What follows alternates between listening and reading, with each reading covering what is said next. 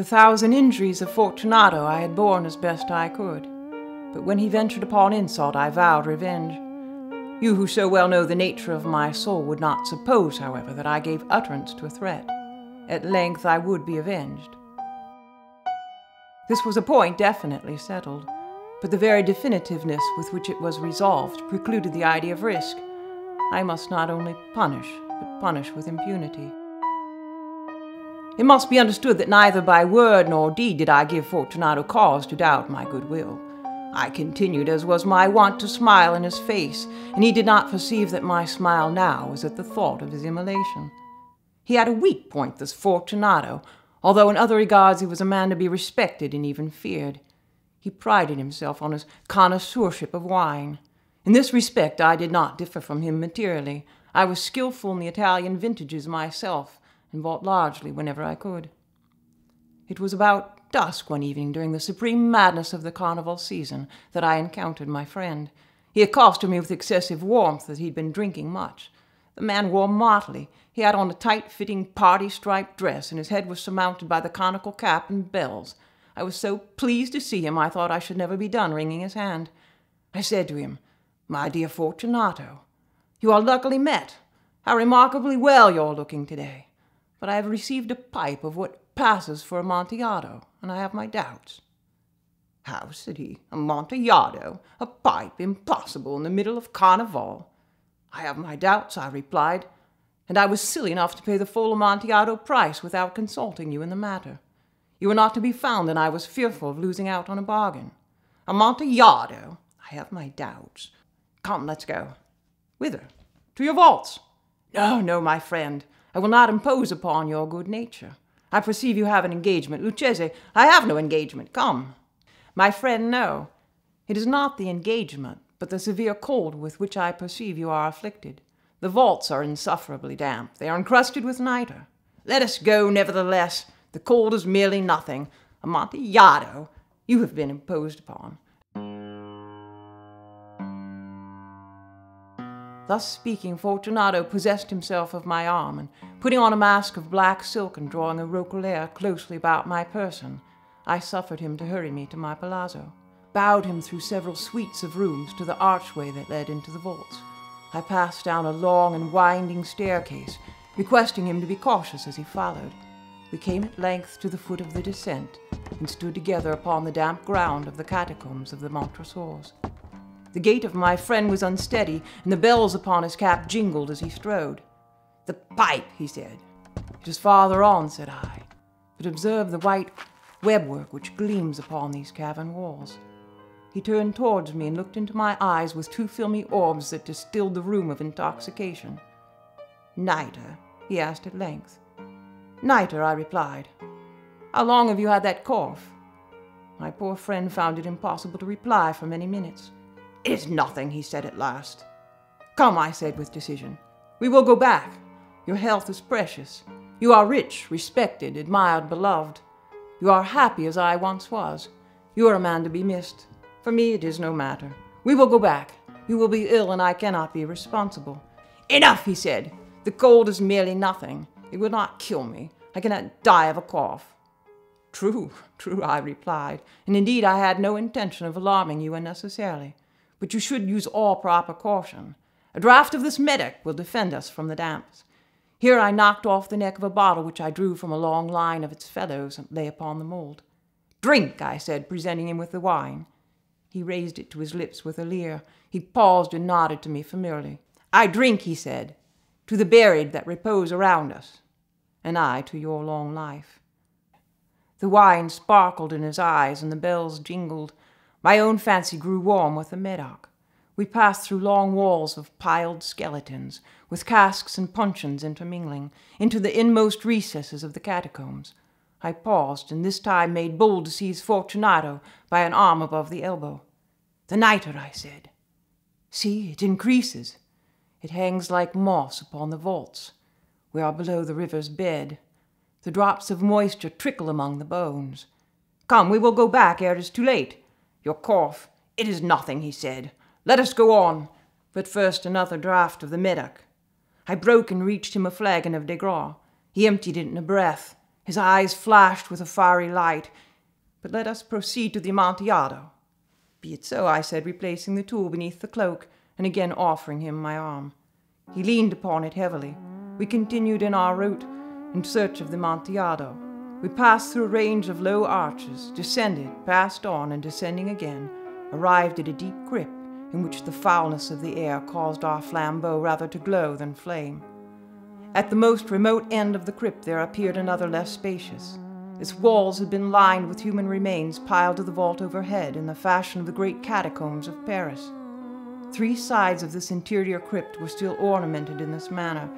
From the 4th side the bones had been thrown down and lay promiscuously upon the earth, forming at one point a mound of some size. Within the wall thus exposed by the displacing of the bones, we perceived a still interior crypt or recess, in depth about 4 feet, in width 3, in height 6 or 7. "Proceed," I said. "Herein is the Amontillado," as he stepped unsteadily forward, while I followed immediately at his heels. In an instant he reached the extremity of the niche, and finding his progress arrested by the rock, stood stupidly bewildered. A moment more and I had him fettered to the granite. Throwing the links about his waist, it was but the work of a few seconds to secure it. He was much too astounded to resist. Withdrawing the key, I stepped back from the recess.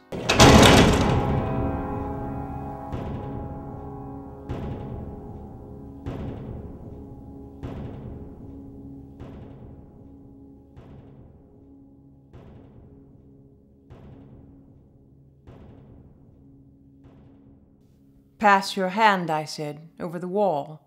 You cannot help feeling the nitre. Indeed, it is very damp. Once more let me implore you to return. No, then I must positively leave you, but I must first render you all the little attentions in my power." "The Amontillado!" ejaculated my friend, not yet recovered from his astonishment. "True," I replied, "the Amontillado." As I said these words, I busied myself among the pile of bones of which I have before spoken. Throwing them aside, I soon uncovered a quantity of building stone and mortar. With these materials and the aid of a trowel, I began vigorously to wall up the entrance of the niche. I had scarcely laid the first tier of the masonry when I discovered that the intoxication of Fortunato had to a great measure worn off. The earliest indication I had of this was a low, moaning cry from the depth of the recess. It was not the cry of a drunken man. There was then a long and obstinate silence. I laid the 2nd tier, and the 3rd, and the 4th, and then I heard the furious vibrations of the chain. The noise lasted for several minutes, during which, that I might hearken to it with more satisfaction, I ceased my labors and sat down upon the bones. When at last the clanking subsided, I resumed the trowel and finished without interruption the 5th, the 6th, and the 7th tier. The wall was nearly about the level of my breast. I again paused, and holding the flambeau over the mason-work, threw a few feeble rays upon the figure within. A succession of loud and shrill screams, bursting suddenly forth from the chained form, seemed to thrust me violently backward. For a moment I hesitated. I trembled, and sheathing my rapier, I began to grope with it about the recess, but the thought of an instant reassured me. I placed my hand upon the solid fabric of the catacombs and felt satisfied.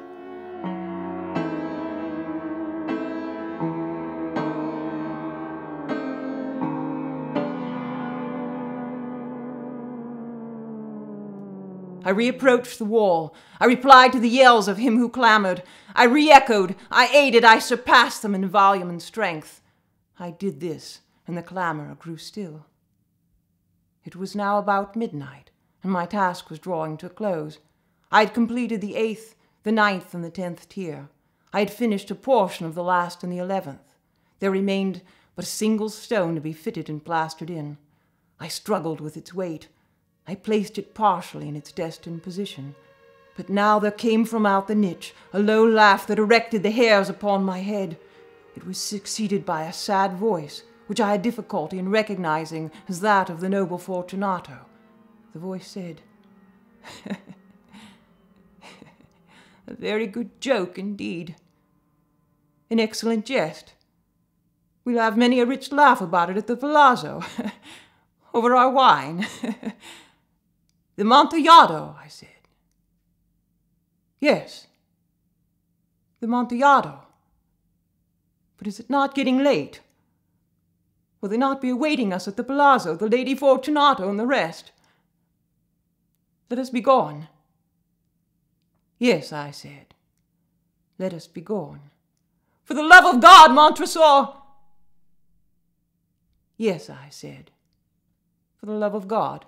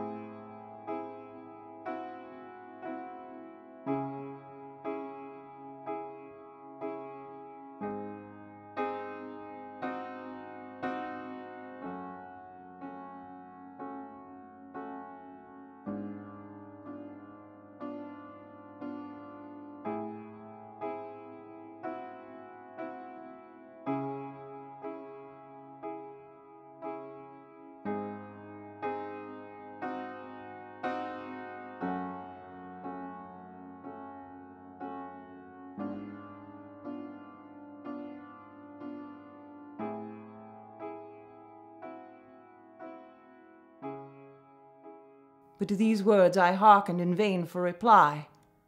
I grew impatient. I called aloud, "Fortunato!"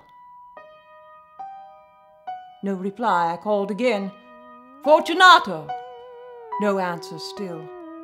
I thrust a torch through the remaining aperture and let it fall within. There came forth in return only a jingling of the bells. My heart grew sick. It was the dampness of the catacombs that made it so. I hastened to make an end of my labor. I forced the last stone into its position. I plastered it up. Against the new masonry, I re-erected the old rampart of bones. For half a century, no mortal has disturbed them.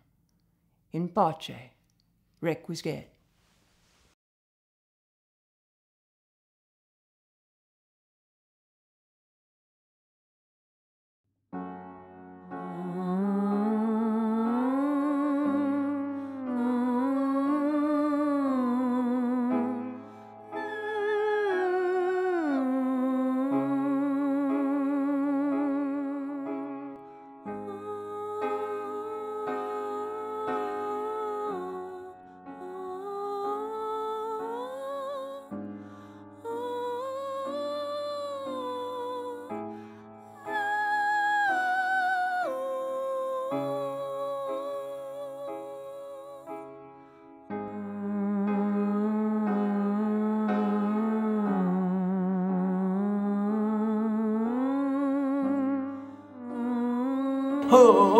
Oh, poor little boy.